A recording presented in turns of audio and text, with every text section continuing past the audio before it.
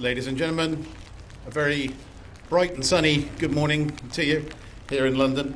My name's Wing Commander Owen. I'll be trying to keep events going today. First of all, I'd like to call on the Chair of the Assembly, Andrew Boff, to say a few opening remarks. Great! Stand up! Ace! Good morning, ladies and gentlemen, and welcome to City Hall for this very special day. Armed Forces Day provides us with the opportunity to show our support for those who serve and those who have served in previous generations. The London Assembly has long recognised the value serving personnel and veterans and military families contribute to our city and our communities. The Assembly continues to honour the Armed Forces Covenant and to support the Armed Forces community. The London Assembly is the voice of London, and as its chair, I can assure you that we will continue to give the voice to those Londoners across this city who continue to be indebted to those who risk their lives and the veterans whose service we will never forget and always honour. This will be the 13th year that we have raised the flag for our armed forces ahead of Armed Forces Day as a sign of support and respect for all those who serve.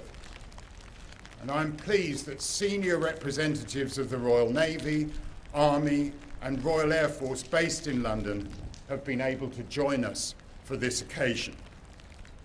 I'm also delighted that the cadets are here as a shining example of how the service family works alongside civil society for the benefit of both.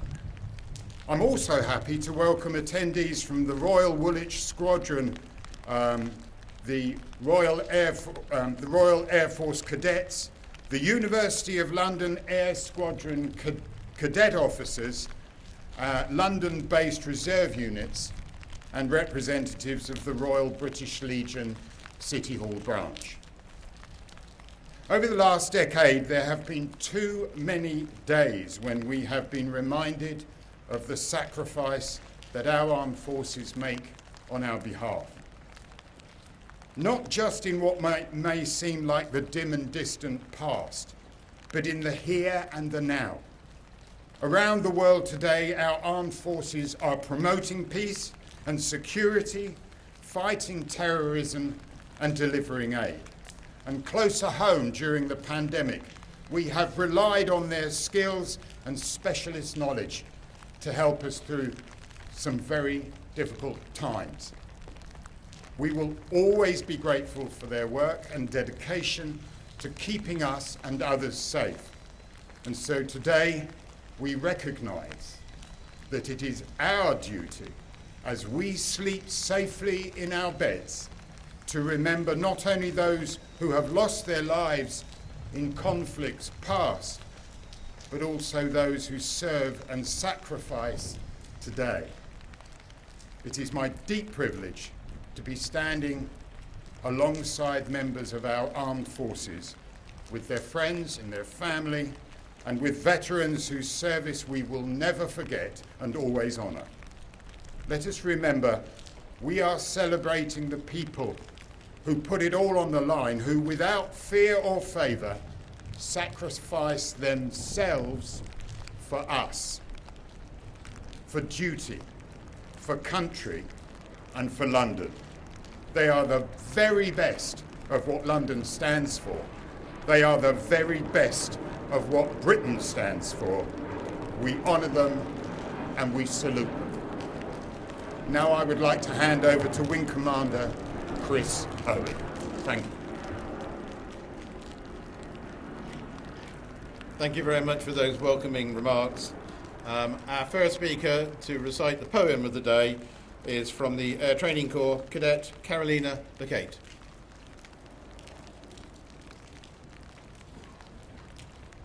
Good morning, sirs and madams. Today I'll be reading a poem called It's time to help. Sammy Chester. Have you ever asked why the sing bird sings? Why people help people without gaining a thing? What makes some selfish and others of us not? What caused the lucky to donate that lot? Whether it's blankets for the homeless or money for the poor, it's always quite helpful, just a little or even more. There are other ways to help besides having to give. You can volunteer or help to clean where they live. Just listen to their problems, help them stay afloat, and maybe, just maybe, this will give them some hope. Thank you.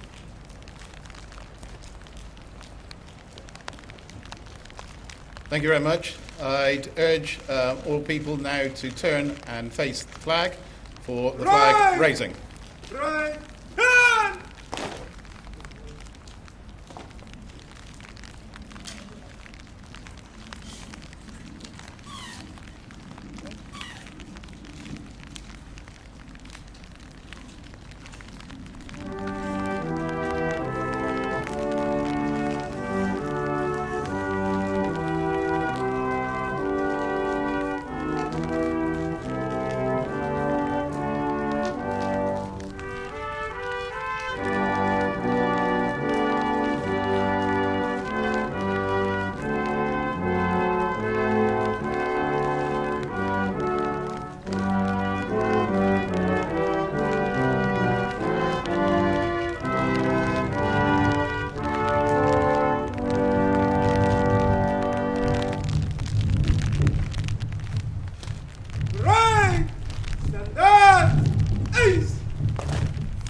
I'd like to introduce the Mayor of London, Mr. Sadiq Khan.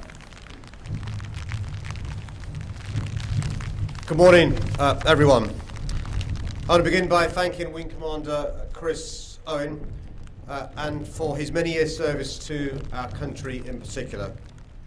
I also want to thank Air Vice Marshal Simon Edwards, Commodore Robert Belfield, and Lieutenant Colonel David Uttin, not only for your decades of combined service, but for representing the Royal Air Force, the Royal Navy, and British Army at this important ceremony. It's always an honour to spend time in the company of our men and women in uniform, as well as with our veterans, service families, and cadets. I'm sorry that due to COVID restrictions, more members of our armed forces community couldn't be here today as usual to witness the flag being raised. But while there may be fewer of us gathered here than normal, I know there are millions of people in our city and across our country who are with us in spirit as we mark the start of the week leading up to Armed Forces Day. This occasion always presents an opportunity for us to pay tribute to our servicemen and servicewomen. But in light of events of the last 16 months, I believe it's more important than ever that we express our unceasing gratitude for all they've done and continue to do.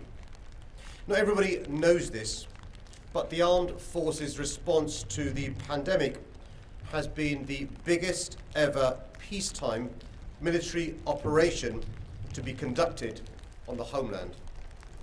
Thousands of personnel have been involved in delivering PPE to the front line, in constructing the Nightingale hospitals, in providing extra help on the wards and supporting our ambulance services, not to mention in coordinating the vaccine rollout, setting up and staffing mobile testing centres, fighting fake news about the virus online, and transporting, storing and administering the all-important vaccines themselves. It's truly been a monumental undertaking, and once again, it's meant that we've seen our incredible armed forces going above and beyond in service to our country, protecting us from danger and saving lives, just as generations of veterans have done so before them. In times of crisis, we're fortunate because we know we can count on our military to be there for us and to uphold the values and freedoms that we cherish here in Britain. It's why, as Mayor of London, I'm proud to have signed the Armed Forces Covenant. And it's why I'm so determined to always do right by you. The contribution and sacrifices you've made to safeguard our citizens, defend our democracy, and deter our adversaries mean that we'll forever be in your debt. Here in London, we'll always stand with you, not just on Armed Forces Day, but the whole year round, because we recognise that members of our military selflessly put the safety of others above their own. What they do is the most noble and patriotic of things. And rather than taking it for granted, our city will always salute their courage, their commitment, their skill, and their remarkable sense of duty. Thank you.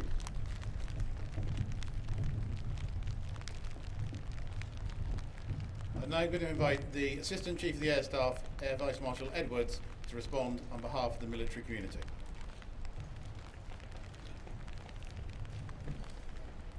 Mayor of London, members of the London Assembly and distinguished guests, everybody. Thank you for inviting us here this morning, and thank you for making time when there is so much going on around us all, for taking time this week for the armed forces, those who serve today, those who have already served, and all who are part of our family. It's a huge privilege to be here with colleagues from across that family and to be able to speak this year, especially here in London. It's a time where we've come together supporting the NHS, the national response to the global pandemic. And I'm proud just to know colleagues across the three services who've played their part and who know that we are proud of them and the role that they have played. And this week, of course, we show pride in them and in all our armed forces, regular, reservists, the civil servants who support us, and all those who are part of the armed forces family that make it all tick. And there is much to say, but I think of those embarked on our aircraft carrier HMS Queen Elizabeth and those who sail alongside her. A most impressive sight, a most important mission, a most important time. I think of those deployed all around the world and busy at home, and there are many from all services, protecting our nation's interests, supporting our allies. And I think of those who tirelessly protect our country and those allies, those who keep the watch, at home, over seas, over land, over skies, over space, over cyberspace. I know that they do so with pride. We all do. I feel it, and all those veterans who have served and those with me today.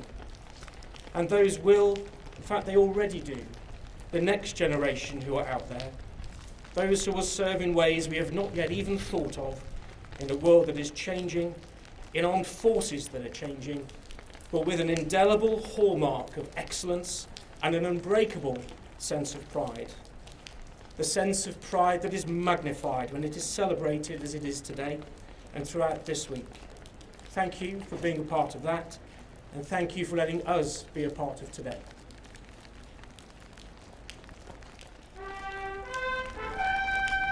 Thank you.